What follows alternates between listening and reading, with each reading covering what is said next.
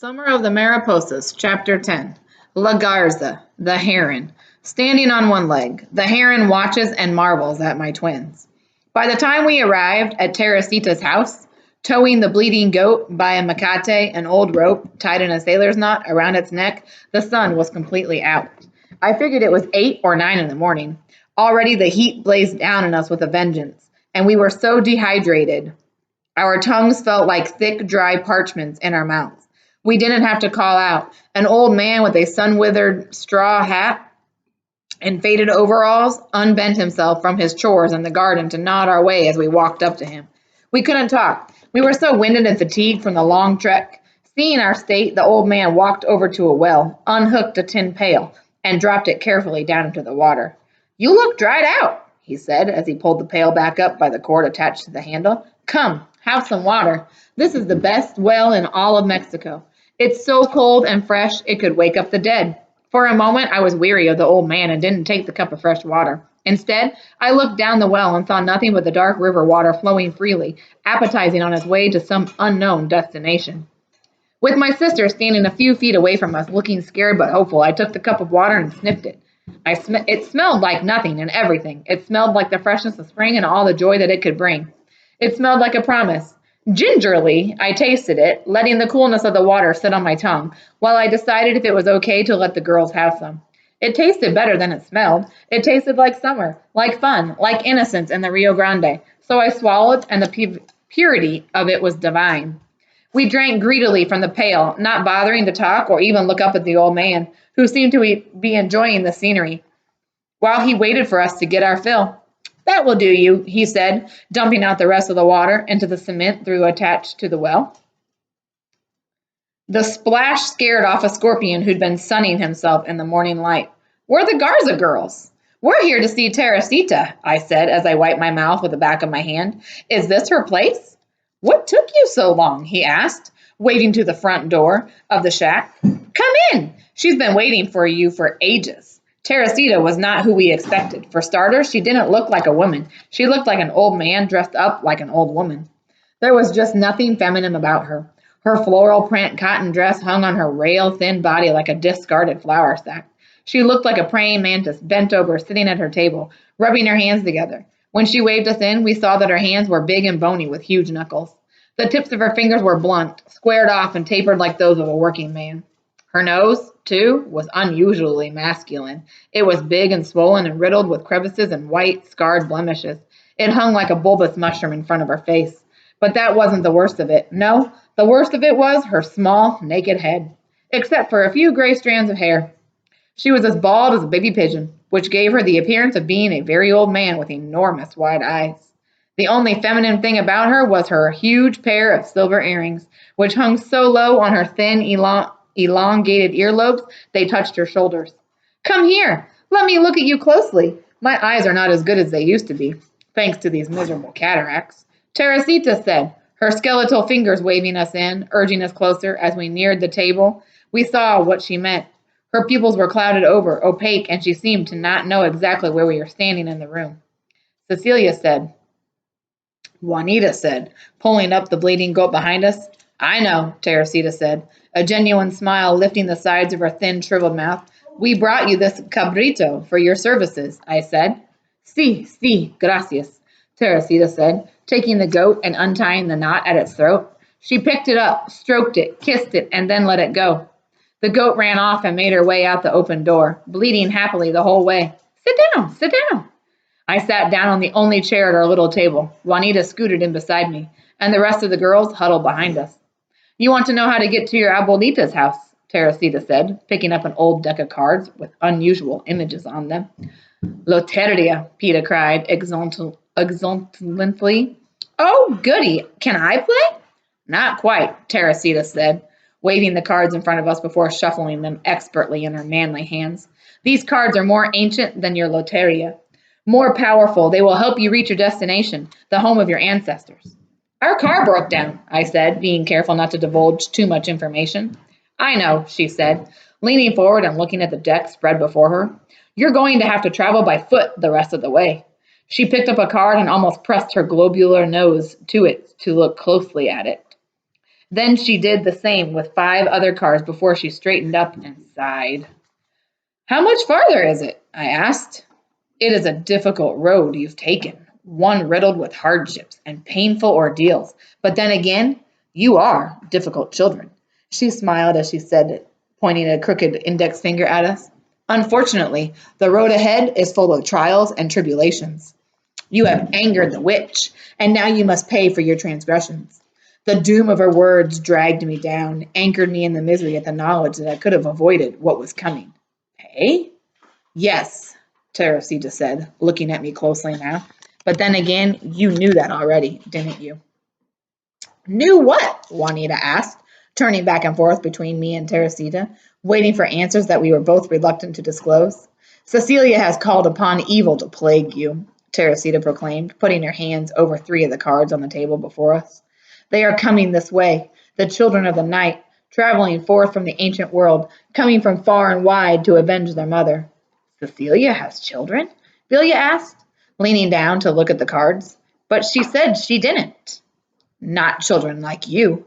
Teresita turned the 3 cards on the table upside down and leaned over to get a better look at them.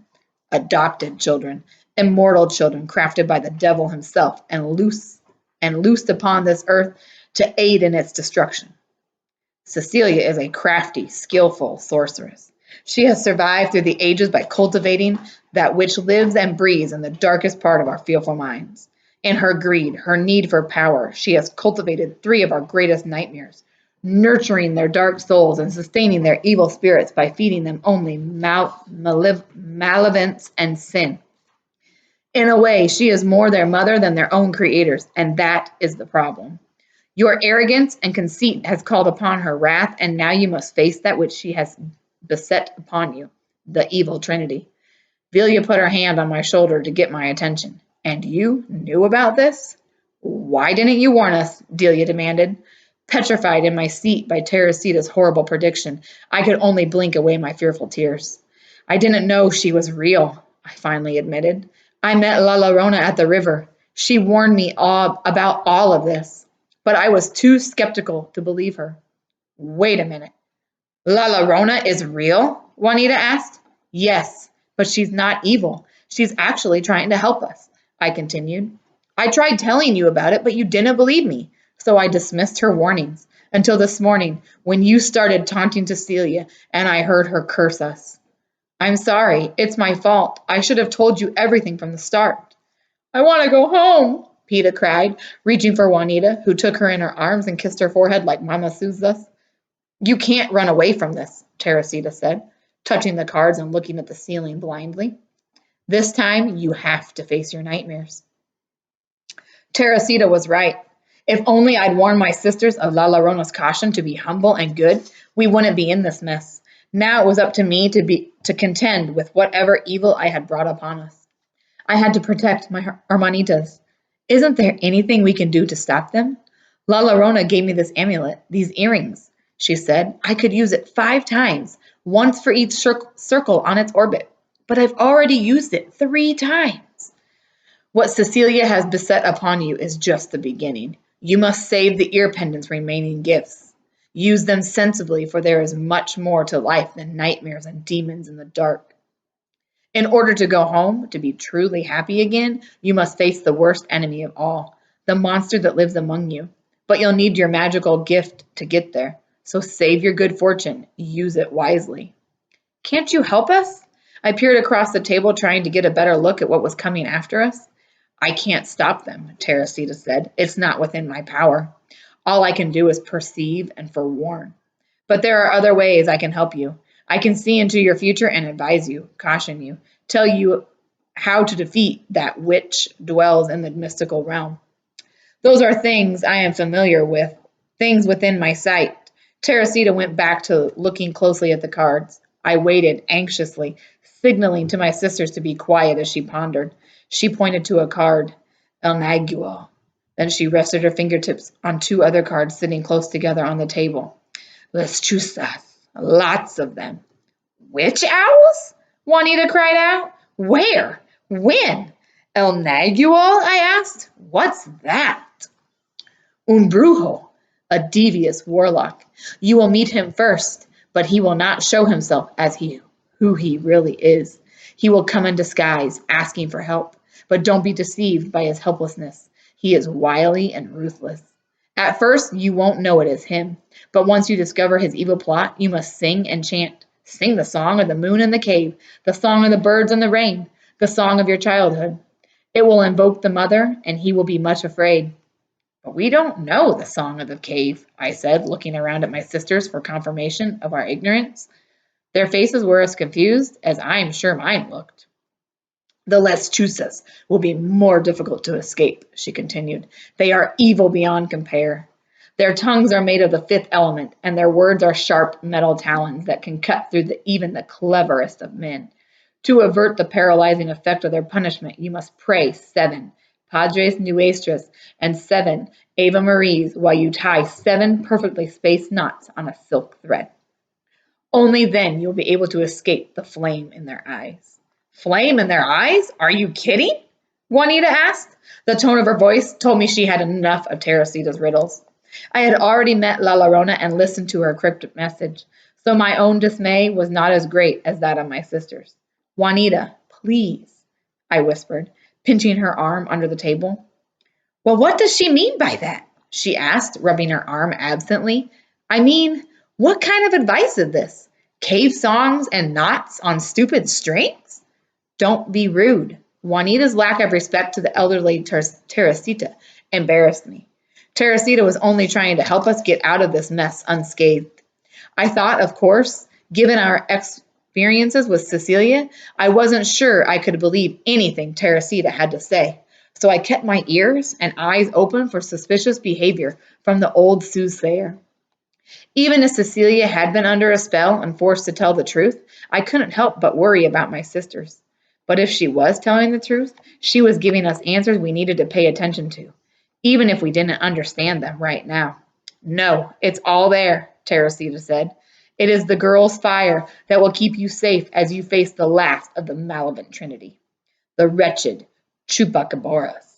El Chupacabras, Peter wailed, terrified. There is no such thing. I'm out of here, Juanita exclaimed, jumping out of their chair and heading for the gaping door. Believe me, child, Teresita's husband said, stepping out of the darkness that suddenly seemed to overcast the room.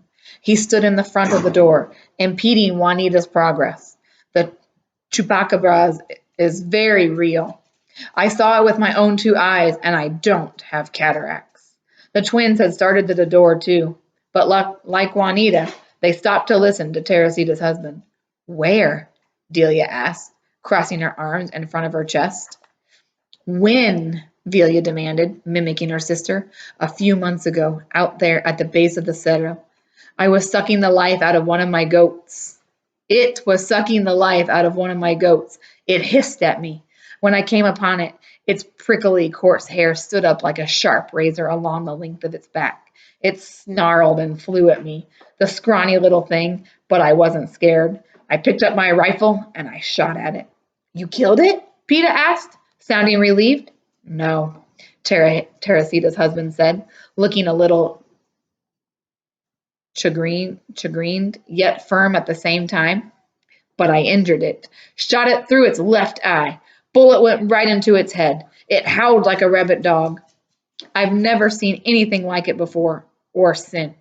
That's the good news, Teresita said, leaning in to grip my hand with her claw-like fingers. It's been injured by human hands, so it will be weary. But don't be fooled by its meekness. Its heart is pure evil. There is no humanity left in him. But how? I started feeling completely overwhelmed by everything Teresita had said. Questions ran through my head. How would we recognize El Nagua? Juanita had a point. What was the song of the cave? It felt as if Teresita had given us more questions than answers. Don't show the Chupacabras any mercy, Teresita's husband advised. Take the nearest tree branch and pound its head in. But what if it...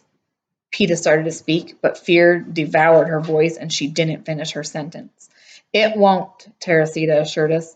It is all in the spread of the cards. You can save yourselves, but only if you are brave and cunning and stick together through these nightmares. You must never falter in your faith. It is the only way you will make it alive to your mama's house. You were never meant to die on the way. There are too many demons yet to be faced, too many tears yet to be shed. I wasn't sure I heard Teresita right. Was she trying to tell us that there were more demons waiting at home? If that was so, our journey was going to be longer and more worrisome than I'd been led to believe.